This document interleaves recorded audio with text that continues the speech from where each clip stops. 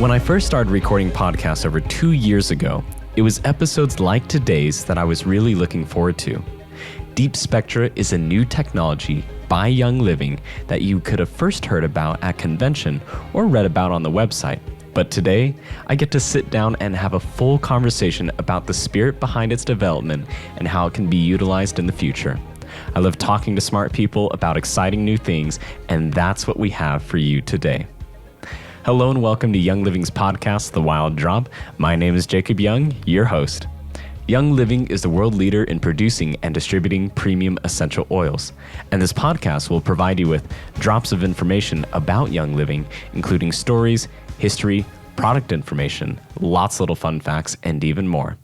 Our Executive Vice President of Science and Product Development, Mark Bartlett, is back in studio to give us the deep dive on DeepSpectra. Mark, how are you doing today? Terrific. Thanks for welcoming me. So Mark, you and your team have created something extremely special, something that a lot of people are super excited about, and something that a lot of people are also not entirely sure what it is, that being DeepSpectra. So I'd kind of love if you could share the whole thought process behind it and a little bit of behind the scenes, and what was the reasoning behind DeepSpectra? Yeah, so it's interesting because I'm kind of a newcomer to this space, right? And I really feel like there's just so much to discover in terms of health, in terms of beauty, anti-aging. I mean, just so many different things that science has to offer. And again, I'm new to this space of oils. So what is new in the space of oils? When I joined Young Living, of course, I had a lot to learn. And some of it was like, how do you distill the oils? And how does that work?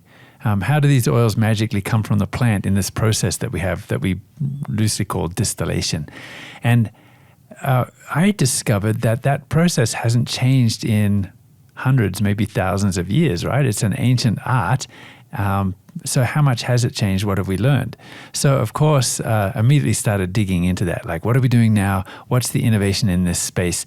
Are we doing something that others aren't doing? That kind of opens the door to it a little bit, right? So learned a ton of things. I guess another question is, you've kind of answered this, but maybe we need a little bit more in-depth explanation, but as to why your thought process started with distillation specifically. Yeah, it's just so fundamental, right? It's just a fundamental part of the oils. And I think one thing that made me really interested in this was looking at the history of Young Living. The first distilleries compared to the ones that are there now. And really one of the first things that occurred to me is that Gary Young was an innovator, a tinkerer. He was always changing the model. He was, it's just quite evident from pictures of the first still at St. Mary's, right? And to where it is now and other places. Are we stuck with sort of old boilers or do we build steam generators, and what effect does that have on the process? So of course, looking into this, I see also that he's done quite a bit of work on how long should you distill something. So I noticed immediately that the Young Living lavender, when I first smelled it, was quite different to anything I'd experienced before. And quite frankly, I didn't know if I liked it at first. It was so full-bodied and so complex and so rich that I thought, what's going on here? What's different? Then talking to our scientists here that knew Gary, they said, oh yeah, so did a lot of background work on how long you should distill the lavender for, how long you should steam it, and does it change over time? And it does. And in fact, a key learning is that what seems to come off first in this process is the more volatile components, and that if you let it sit longer, if you distill it longer, let the steam go through it, you end up with some of the heavier molecules. And that sort of really got me thinking, well, that's why, right? It's much more complex. And the ratio of the smaller molecules that are more volatile goes down while some of the heavier molecules come up. Yeah. That's why a lot of people, when they smell our lavender for the first time, they're like, oh, this isn't lavender. When that is true lavender. That is actually how lavender smells. Yeah. And if you go to the fields of a lavender field and you take the lavender seeds and the flowers and you rub it and you smell it, it smells exactly like how the oil would. But so many people have this lavender scent ingrained in their brain that it's much more sweeter than what it actually is. And unfortunately, the fragrance industry, the perfume industry, what they do is they don't distill the full amount of time that is needed to extract the full spectrum of the oil and the molecules out of lavender. And so what they do is they only distill about halfway to 3/4 of the way, because the last quarter takes so much longer and so much more money that it's not worth it for them from like a margin and a profit perspective. Diminishing return, right? Exactly. So they just distill it once they get enough oil and they get the scent that they're wanting for, which is the volatile, the lighter molecules, right? The ones that smell nice and sweet. And then that's what it is. And people have recognized that scent as lavender, when in reality, the lavender that we have is true lavender, and that's what true lavender smells like. And that's innovation, right? You may not see it as that, but it's right in front of your nose. This is part of the innovation that Gary brought to us. And it occurred to me that, okay, if this is the case, how far was Gary Young trying to push this process? And he did bump up against some physical parameters, just some chemical and physical parameters. So, for example, very basically, what happens when you distill? You've got the plant either in the water or having steam go through it. What's going on there? It's nothing magical. Actually, what's happening is that the steam, which is 100 degrees Celsius, right, is starting to volatilize, starting to cause some of these small molecules in the plant to evaporate, because you've reached that point of energy where it lifts them from a liquid state solid, to gas. Yeah, the liquid state to the gas. And so how far can you push that? There really is a point where unless you do something drastic, you really can't push it past a certain amount. You can distill it for a certain amount of time. You can use steam, but you're limited as to how much of the plant that you can take from it, how rich you can make the lavender, right? There's that diminishing return you talked about. So I thought that was interesting. Gary was an innovator. He was always pushing the limits, but there were some physico-chemical sort of barriers there. And I also noticed from the history, right, that Gary also very early on would infuse his nutritional and other products with the oils. So sometimes he had botanical products. So you've got the whole plant botanical and then infusing the oil into it, which I think is a brilliant mix of all that the plant has to offer. You've got the plant, maybe it's an extract of the plant in some botanical extract, and you're adding the oil back into it. I feel that it increases the purpose of that plant. Yeah. So this is what then brought us to this new technology that we call DeepSpectra, which is like, how much can we take from the plant and give it back to us, right? We're limited by what the standard distillation techniques can do, but there is a basic concept in chemistry that like attracts like. Right? So if you add oil to water, they're separate, right? The oil will soon separate out. And in fact, that's how we get the oil from the steam once we've distilled it, right? Because the density is different. Yeah. So lower density floats on top. The oil is there. And in chemistry, that's a very stark example of how they're chalk and cheese, right? They're opposites. But if you want to bring more of the plant oily substances out, why not use some of the essential oils that we've already distilled? So we haven't been, even when we launched DeepSpectra, we didn't talk too much about exactly what we did. There's a bit of a state of the art there, and we have patents out, and we want to wait till the patents are accepted and published before we sort of go into too much detail. But we will own the patents on this process, where we basically use the essential oils to use their properties to bring more out of the plant.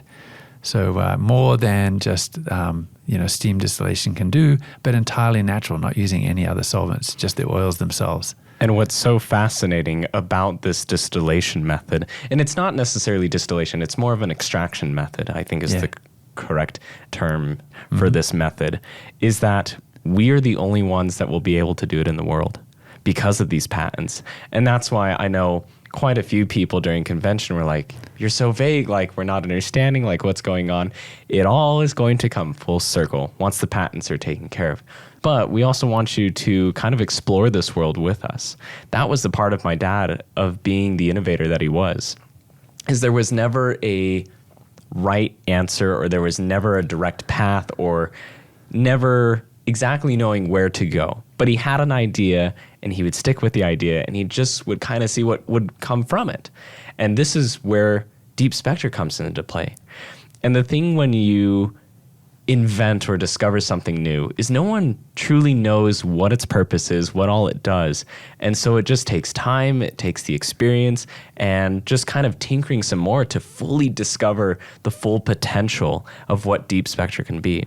And so I'm super excited because we're not even sure what the full potential or possibilities of DeepSpectra are. And it'll probably take us years to figure that out. Yeah, I can give some examples about where I envision this could go. And again, it's sort of a full circle back to when Gary first started selling botanical extracts and then infusing the oils into it. Because he realized that there are some things that are still not complete, even in a botanical extract that's sort of done in a standard way. So I can see this, for example, in the nutrition world. We realize that our modern diets require us sometimes, our lifestyle, to supplement our diets, right? And that's what nutritional supplements do. The very basic essence of that is a vitamin mineral supplement, which we have at Young Living. The next thing that you add to that is maybe phytochemicals, antioxidants. So these are things that come from the plants, like the polyphenols, the carotenoids, the flavonoids. There's all sorts of things that the plant has to offer that is not on the World Health Organization list of essential nutrients like vitamins and minerals, but they are bioactive. They actually give us health enhancements. The carotenoids, for example, are a first line of defense antioxidants. Yeah. They're used in the skin. They're used in the macula of the eye to help us with vision and also to protect us from blue light. The polyphenols are amazing antioxidants. They help with detoxification enzymes in the body, right? So they're all there. But how complete is even that? So now you've got a vitamin, mineral, antioxidant, phytochemical, but you still don't have the essential oils. Now, our master formula has essential oils in there as well. That's such a cool concept. But what if you could get a deeper spectrum, slightly heavier molecules in those essential oils and infuse those into our products? So I feel that this is just adding a new dimension. It's giving us more of what the plant has to offer, giving us a much more complete picture. And what's also cool about that is that it's helping the world to understand, and all of these others that are sort of nipping at our heels, like, no, we have an amazing R&D organization at Young Living. Yeah. It was inspired by Gary's spirit of innovation, and it continues even after he's gone. This is the legacy that he left us. We are innovating in this space. We're going to have products that have DeepSpectra essential oil components in them, and we have the patents on those. Nobody else can do it. Not just that we have a really nice new angle to help share with the world how cool Young Living is, but it's actually being a force for good. We're actually adding value to human health. Yeah, that, and we are showing the world and giving the world a brand new extraction method that makes the oils even more potent than how potent they already are. And then kind of like what we're talking about with these heavier molecules is that's where all the fun stuff comes into play. It's in those heavier compounds, those heavier oils. Talking about, your polyphenols? Polyphenols, yeah, sorry. But that's where a lot of the really goody stuff comes into play, is those heavier molecules. Yeah. And so I would also love it if you could kind of explain why DeepSpectra and bringing out more of those compounds and molecules is so fascinating and so exciting to see. I guess the one that I'd kind of like you to talk about is my favorite, the one that's nicknamed Frank, or frankincense squared. I know everybody likes frankincense squared, but I like calling it Frank, so. I like Frank as well. That's been a really interesting one, right? Because frankincense comes from it's a resin, right? Yeah. So when the plant is cut or damaged in some way, it exudes this resin that protects the plant, and that resin is so valuable and smells so good, right? And frankincense smells amazing, whether it's Sacra, Carteret, I don't remember the names of the other species. And then there are some, for example, Boswellia serrata, same genus, different species, that is renowned for this component or a family of components called boswellic acids. We don't really have those in too much or at all really in our essential oils. But this Frank extraction method, the DeepSpectra method, our chemists have shown, we're starting to see this family of boswellic acids come into frankincense. Now, Boswellia serrata doesn't smell good, but frankincense smells amazing, right? Boswellia serrata, Boswellia carteret, and sacra. Yeah. So here we're getting the best of both worlds. We're getting it's just an example of some more of those heavier compounds that are coming in that have a purpose that we can sort of start to talk more about later. But having a purpose that brings us into this new technology. Yeah. And it's just all fascinating and amazing stuff. I remember when I was talking with you and HK about some of the discoveries that you've made with this extraction method with frankincense. And you had told me that you were actually starting to see some of the compounds with the acid, the boswellic acid. I was fascinated because I'm like, but wait, we only know that to come from the Boswellia sacra side. And so it's just crazy to see the potential that this has and where we can go with it. So it's an example of the potential for all sorts of heavier molecules, I think, that will add great value and purpose to the oils. Just truly fascinating. And I'm most excited for what you said, and this is the teaser for all of you, is DeepSpectra infused products. So you've heard of the potential of what's going to happen. Now think of that being added into your supplements. Oh boy, is that that's a recipe for greatness right there. Yeah, and sort of practically speaking, there's some really nice qualities. Like when I use the frankincense squared, the Frank DeepSpectra frankincense, it's got a sort of a more heavier oily texture, right? So when you rub it into your palm, it's got it's definitely a more viscous oil, which actually makes it more practical if you love to use frankincense directly, like on your skin or whatever it is that you like. Yeah. It's not necessarily perfect for diffusion, but has other purposes. So I can see us, where the DeepSpectra is going. Some oils will be really nice on their own, but for the most part, I think we'll be using those in our personal care products, in our nutrition products, as a kind of DeepSpectra inside. Yeah. You talked about the diffusion not necessarily maybe being great. Is that due to the viscosity being a lot thicker and heavier than regular frankincense, or what are we seeing with DeepSpectra oils?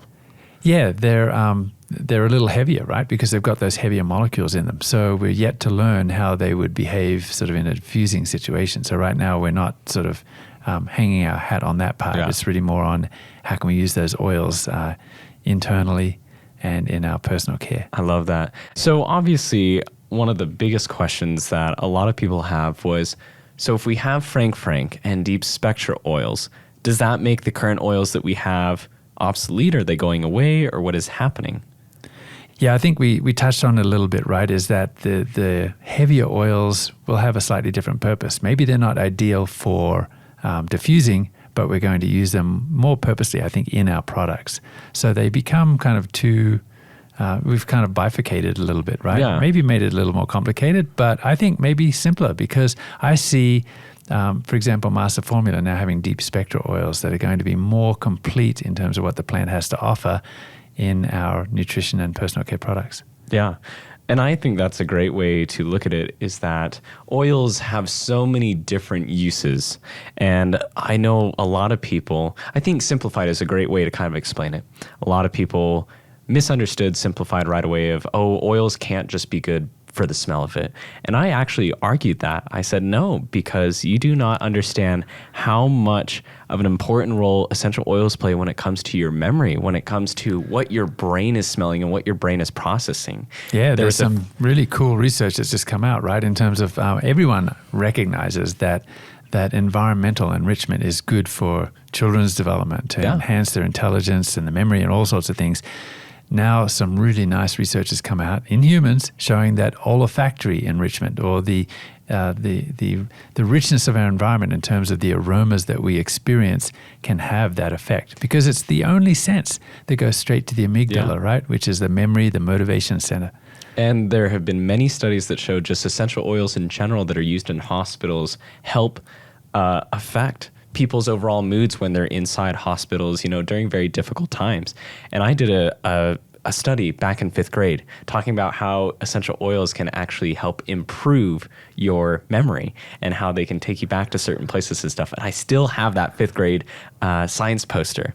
And it was fascinating to see just how effective the oils were in memorization, just in memorization alone. Yep. And so, sorry, I got off tangent, but oils can be used in so many different ways, shapes, and forms. And so even the frankincense that you know and love, it's not worse than the DeepSpectra one. It still has its use. It still has its purposes. And so does DeepSpectra.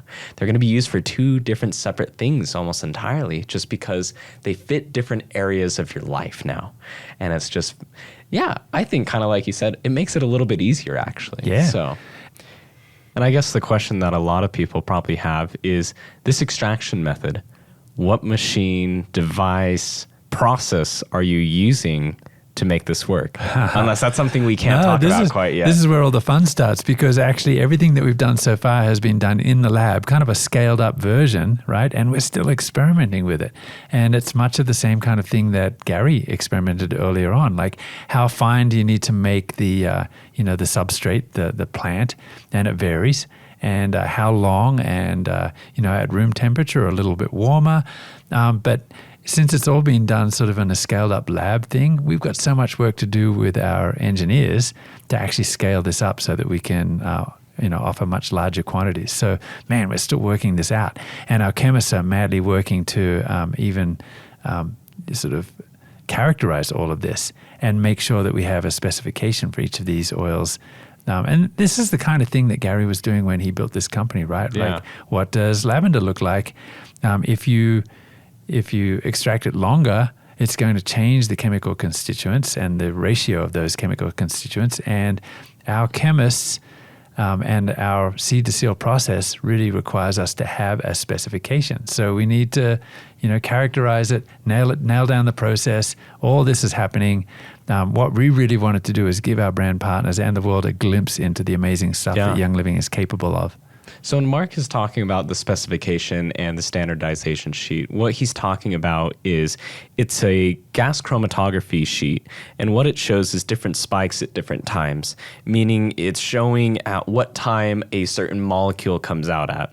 And so what my father did for many, many years before really bringing essential oils to the world was looking at the different periods of time and what molecules came out at the time, and if extending the time of extraction if more molecules came out. So, I don't know specific examples, but you can say, like, for an example, you can say, like, 15 minutes of extraction, we have one isotope that comes out at this one. And at 30 minutes, we know that this isotope comes out at this time. And when we compare different oils that we get from different companies, we run it through the gas chromatography machine. And if it's true lavender essential oil, we know at so-and-so time that we should see this isotope pop up. If we see one that pops up at a time that we don't know or we haven't seen yet, we can usually assume that's a bit of a red flag, right? It's a red flag. We can usually assume that this is a synthetic, an additive, or whatever it may be. And then we can go back into the machine and we can see, okay, so what molecule is this, or what is this exactly? And it'll give us a breakdown. It'll tell us exactly what it is. And 9 times out of 10, it's usually an additive or a synthetic. And so that's what Mark is talking about, is we haven't quite created that sheet yet of, we know at this time with Frank, we should expect to see these heavier molecules come out. We're still in that learning process. We're still experimenting. And I love seeing your face when you talk about this, because you're like a kid in a candy shop. You're like, there's so much to do. There's so much to play with. Yep. And it's just great to see that we're able to do this in-house. I don't think people truly understand or can process the fact that we're doing this in-house. Like, the laboratories that we have here are built so well. We have so many amazing machines. The love, care, and all of the funds that we put into our research side of Young Living, like, we were able to invent a whole new extraction method for essential oils in-house. Didn't have to go outside, didn't have to do third party, because we didn't have the machines. It was all done here. Yep, invented it all here. Yeah. And, what you're saying is exactly right. You get a chromatograph. you can kind of call it a spectrum, really, a spectrophotometry, right? And so, for the Frank, for example, we see the same spectrum that we would normally see, the same chromatograph. But then as you look into the areas that we'd normally not see peaks, this is the deeper part of the spectrum, the heavier molecules, then we're seeing new things, including some of the boswellic acids that are there, which tells us that it's working.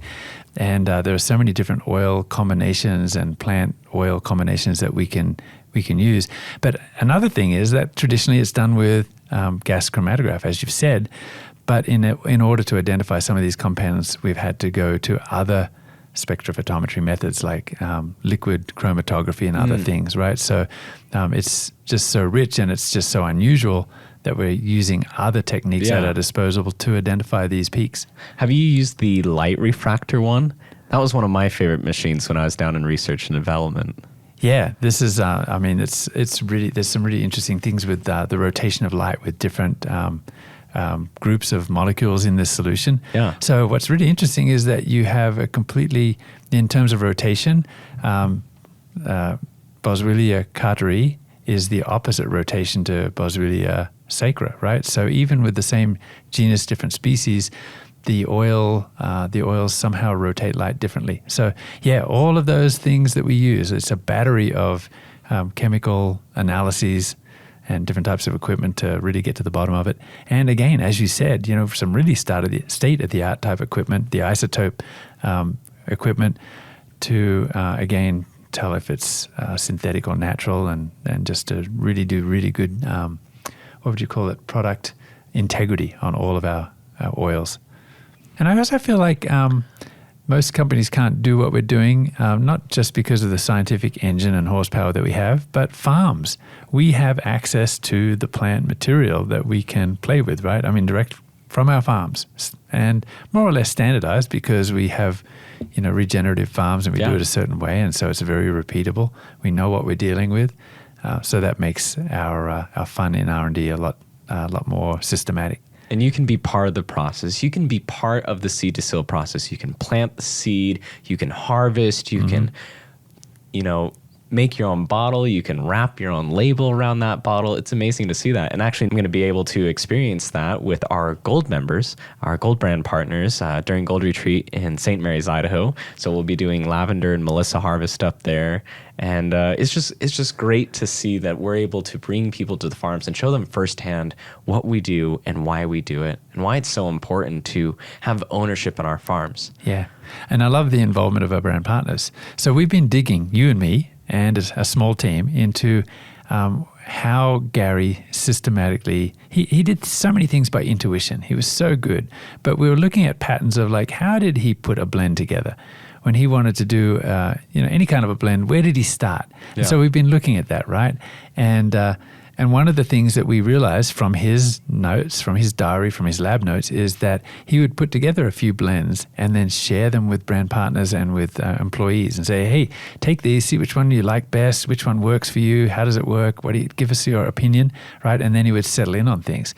We're actually doing that with DeepSpectra, right? At our last convention, we didn't release these products for sale per se, for people to go build a business, but rather to experience and get back to us and share with us what their thoughts are. So we're hoping to get feedback. So we can continue the movement with DeepSpectra in knowing in which direction or directions to go with DeepSpectra. Exactly. So just all super fascinating and exciting stuff. And I love that we are constantly innovating here at Young Living and continuing to push forward and kind of change the world of essential oils as we know it and be the modern leader in everything that we're doing. And it's just great to see and just truly appreciative of you and the team and just how much you're willing to take this on and really pursue it and just see where we go with it. It's really fascinating and exciting stuff and something that I know my dad is certainly proud of. And it's what he would have done and it's what he would have wanted us to continue doing, right? I absolutely agree 100%. So, well, Mark, thank you so much for your time, your knowledge, your passion, and everything that you do. Love having the Aussie, way to represent for the Aussies here. And I know everyone loves a good accent. So the pleasure is all mine. Thanks, Jacob. We can't wait to have you back on the podcast soon. Thank you. And thank you for tuning into this episode of The Wild Drop. Remember, you can listen on iTunes, Spotify, on YouTube, and our website at www.youngliving.com. Don't forget to oil up Young Living family. This is Jacob Young, dropping out. Take care.